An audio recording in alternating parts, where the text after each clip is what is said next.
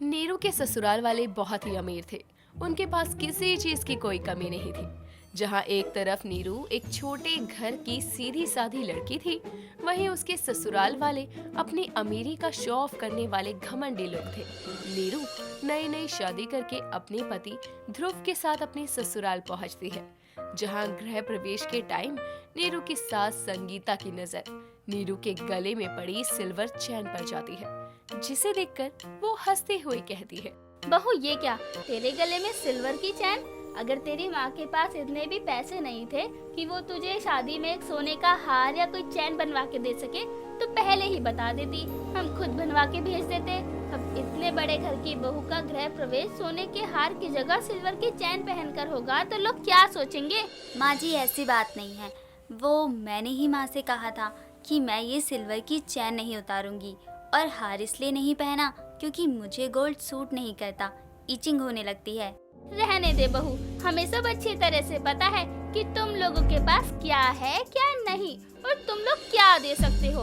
हमसे तुम्हारे हालात छुपे नहीं है, तो झूठ बोलकर अपनी माँ को बचाने की कोशिश मत कर। माँ, अब क्या सारे सवाल यहीं दरवाजे पर खड़ा करके ही पूछ लोगी क्या?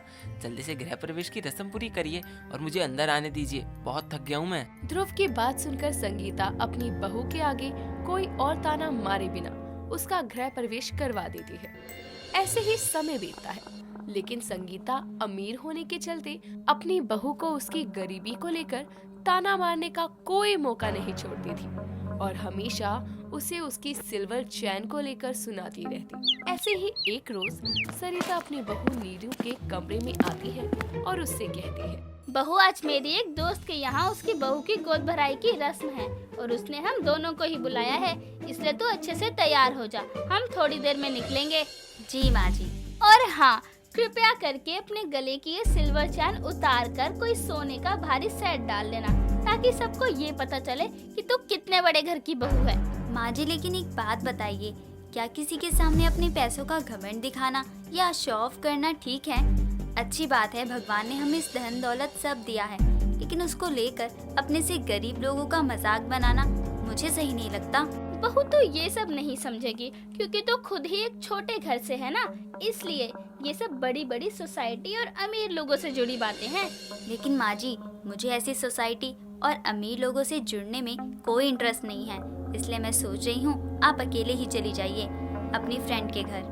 अब तुम्हें अपने तौर तरीके बदलने होंगे और हमारे साथ ढलना होगा, क्योंकि तुम ये मत भूलो कि हम एक बहुत बड़े घर के लोग हैं, इसलिए तुम्हारा रहन सहन, खाना पीना, ओढ़ना बैठना सब अमीरों की तरह ही होगा, ठीक है? और मुझे तेरे साथ बहस करके अपना समय खराब करने का शौक नहीं है, इसलिए तू अपने पति के साथ ही है ये फंक्शन में, मैं जा रही हूँ। संगीता इतना कहकर वहाँ से चली जाती है। थोड़ी देर बाद तैयार होकर वो अपने फ्रेंड के घर जाने के लिए निकल जाती है, जिसके बाद नीरू अपने घर के कामों में लग जाती है। कुछ देर बाद शाम के समय ध्रुव ऑफिस से घर आता है और सोफे पर बैठ जाता है। नीरू उसके लिए पानी लेकर आती है और उसे देती है। तभी ध्रुव कहता है, तुम अभी तक तैयार नहीं हुई? माँ ने तो मुझे कॉल करके बोला था कि तुम तैयार हो, तुम्हें लेकर मुझे फंक्शन में जाना है। हाँ, वो मैं घर का काम कर रही थी इसलिए तैयार नहीं हुई। आप भी फ्रेश होकर तैयार हो जाइए, मुझे ज्यादा टाइम नहीं लगेगा। वही अच्छा है, क्योंकि माँ का कई बार कॉल आ गया है, अगर ज्यादा लेट हुए तो माँ बहुत गुस्सा करेंगी, इसलिए ज्यादा देर मत करना। जी बस मैं अभी जाती हूँ। नीरू इतना कहकर अपने कमरे में चली जाती है। थोड़ी देर बाद नीरू और ध्रुव दोनों तैयार होकर फंक्शन के लिए जाने के लिए निकल जाते हैं और जैसे ही फंक्शन में पहुंचते हैं, तभी नीरू की सास संगीता की नजर फिर से नीरू के गले में पड़ी सिल्वर चैन पर जाती है, जिसे देखकर उसे बहुत गुस्सा आता है और वो उनके पास जाकर कहती है, बहू तुझे कितना भी समझा लो, लेकिन तेरे ऊपर मेरी बातों का कोई असर नहीं होता ना। मैंने तुझसे कहा था कि अपनी ये सिल्वर की चैन पहनकर फंक्शन में मत आइयो, कोई अच्छा सा सेट डाल लियो, लेकिन नहीं, तुझे तो मेरे इंसल्ट करवाने में मजा आता है ना। माँ जी ऐसी कोई बात नहीं है, लेकिन मैंने आपको बताया है ना कि मुझे गोल्ड पहनने से इचिंग होती है, और वैसे भी मुझे गोल्ड से ज्यादा सिल्वर पसंद है, इसलिए मैं हमेशा सिल्वर की चैन पहनती हूँ और मैं उसी में कंफर्टेबल रहती हूँ। ये तेरा ससुराल है और मैं तेरी सास, इसलिए तुझे मेरे हिसाब से चलना ही होगा। और तू भी चुपचाप खड़े होकर अपनी बीवी की बकवास सुन रहा है, उसे समझा नहीं सकता था? बताओ, इतने बड़े घर की बहू और सिल्वर की चैन पहनकर घूम रही है। लोग देखेंगे तो क्या कहेंगे कि संगीता की बहू सिल्वर की चैन पहनने वाली बहू निकली।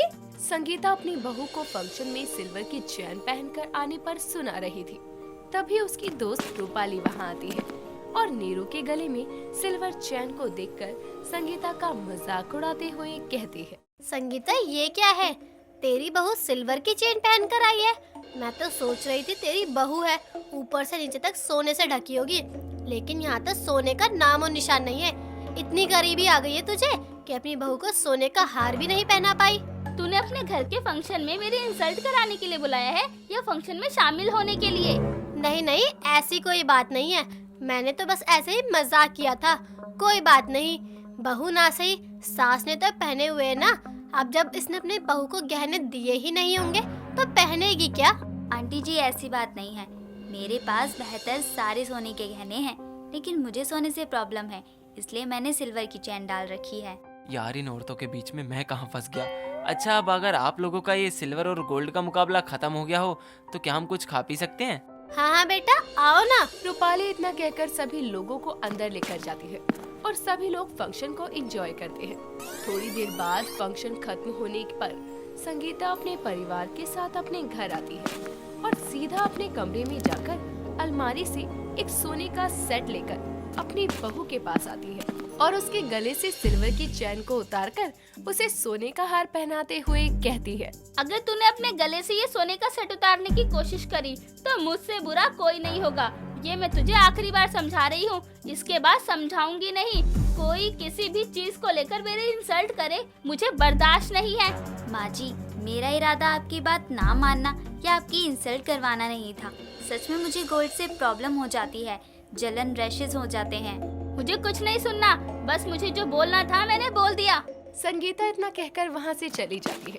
समय बीतता है। समय के साथ गोल्ड पहनने की वजह से सच में नीरू के गले में रेड रैशेस हो जाते हैं, जिससे उसे बहुत जलन होती है। फिर भी अपनी सास की बात का मान रखने के लिए नीरू अपने गले से सोने के सेट को नहीं निकालती। ऐसे ही कुछ दिन का समय बीतता है। धीरे धीरे रैशेस पूरे गले पर फैल जाते हैं। ऐसे ही एक रोज संगीता हॉल में बैठकर चाय का इंतजार कर रही थी। तभी थोड़ी देर में नीरू उसके लिए चाय लेकर आती है और संगीता की नजर नीरू के गले पर जाती है और उसके गले पर इतने सारे रैशेस देखकर वो डर जाती है और कहती है, हे भगवान, ये क्या हो गया? तेरे गले में इतने सारे निशान कहाँ से आ गए? पूरा गला लाल हो गया। ये सब क्या है बहू? माँ जी, मैंने तो आपसे पहले ही कहा था कि मुझे गोल्ड सूट नहीं करता, और आपको दोबारा ये ना लगी कि मैंने आपकी बात नहीं मानी, इसलिए मैंने सोने का सेट नहीं उतारा और इस वजह से रैशेस और ज्यादा बढ़ गए। अपनी बहू की बात सुनकर और उसके गले पर पड़े रैशेस को देखकर संगीता को अपने बर्ताव पर बहुत शर्मिंदगी होती है, जिसके बाद वो अपनी बहू से अपने गलत बर्ताव के लिए माफी मांगती है। साथ ही सच्चाई जानने के बाद दोबारा फिर कभी अपनी बहू को सिल्वर चैन पहनने का ताना नहीं मारती।